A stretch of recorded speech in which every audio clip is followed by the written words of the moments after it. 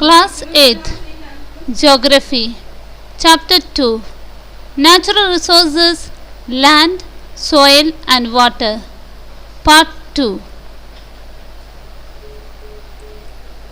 In Part 1 we have learned that in the earth only one-fourth is land, is rest is water, and in this one-fourth land there are mountains, plateaus and plains. We also learned land in India started with Himalayas and northern plains, Deccan plateaus. Now we can see coastal plains and islands. Coastal plains means plain lands near to the seasides. In Hindi we say Samudra Tat ki Zameen, and it is good for vegetation and wildlife. In India, coastal plains divide two parts. One side western coastal plains, other side eastern coastal plains. The western coastal plains includes the states of Gujarat, Goa, Karnataka and Kerala. The eastern coastal plains are starting with West Bengal, Odisha and Tamil Nadu. When we look at the map, it is clear to know these states are near to the seasides or oceans, and this land is good for crops like rice and coconut to grow. We also see islands. We have got two islands, that is Andaman Nicobar Island and Lakshadweep, and they are surrounded by the seas.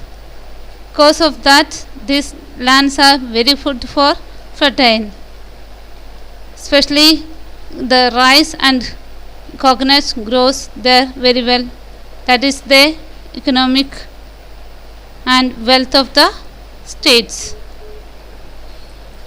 and this land is good for economical development. Next one is Great Indian Desert. The Great Indian Desert is a dry region where very little rain falls, and we know Rajasthan is the part of that desert, and this Great Indian Desert is also known as a Thar Desert. And this desert, when we go to Jaisalmer, we can see the land without fully filled with sand.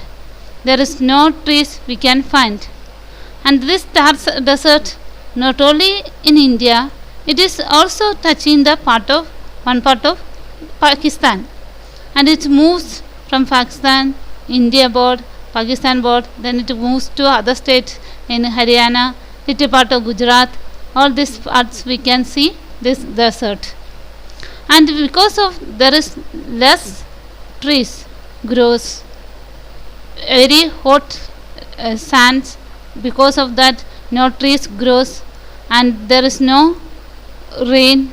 Mainly there is no rainfalls due to less trees, and some of the places, because of this, what happen, no water, the plants not grow, so the all the vegetation will not grow in these deserts. Then nowadays there is a canal, that is Indira Gandhi Canal, that helps some of the part of the land to have water, and because of that some of the cultivations are taking place, agriculture cultivation is taking place. Our own state Rajasthan, when we look at the state of Rajasthan, we can see how many places we see Tarish Bhumis, there is no trees, yes, just simply barren lands. So all this are comes in the Thar Desert. Soil. Soil is the loose uppermost layer of the earth crust. It is a mixture of humus and fine powdered rocky materials. I hope you understood what is the meaning of humus. Humus are the decomposed of the organic matter. It is helps the, especially we find in the waste of the humans and animals are found in the land earth surface, and it is decomposed and made manure. That is called humus. Now it helps plants, this soil helps plants and trees to grow. We produce many things directly from the soil. They are fruits, vegetables and grains. And some things we produce indirectly from the soil, like milk and eggs. The formation of soil is a very slow process. It may take many years, sometimes thousands of years, to form a thin layer of this soil. Now we can see the layers of soil. There are 4 distinct layers of soil. Now look at this picture. We can see how the soil is divided step by step as a layers. The top it comes topsoil, then down of that subsoil, then comes substratum soil, then comes bedrocks. This is where the soil is divided as a layers. We can see them. So one by one we can see.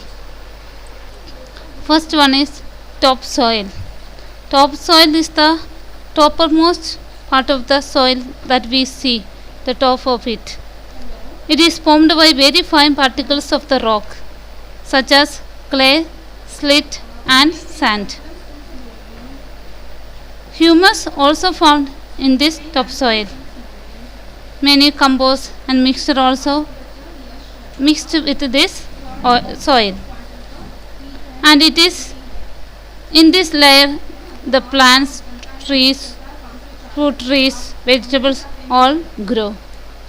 And many of the plants, that flower plants or fruit trees what we have every season, all this grow in this topsoil very well, and it is the best soil. Next one is subsoil. It is present below the topsoil, just below the topsoil. It is made up of weathered rock, clay, slate and some nutrients in these layers. Same way like the topsoil, it also has got the feathered rocks, clay and slate in it, and it is also collects rainwaters. That is the making the soil good. They absorb the rainwater and collect and keep there. And in this soil the mud is little hard and compact. Compact means closely and united one with the mud.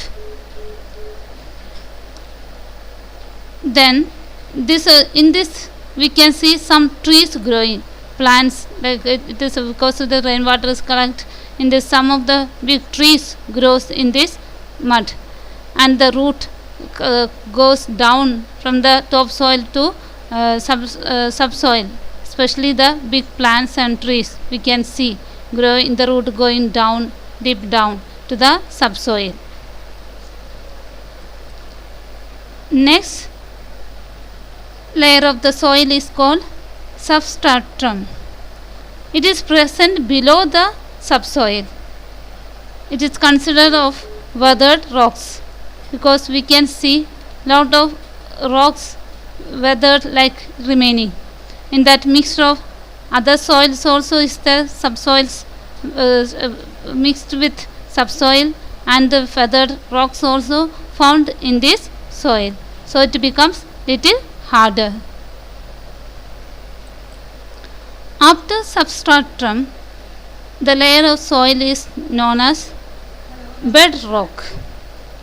It is found below the substratum, deep down.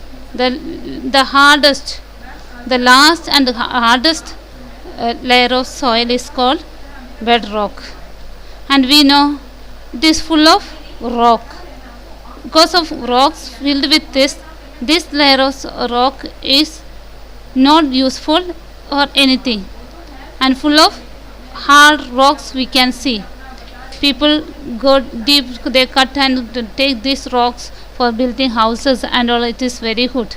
But to go down to the deep down, it is very difficult. These bedrocks also known as a parent rocks, because the first layer rocks filled with rocks, that is why it is called parent rocks. The last layer of the rock, the hardest rock.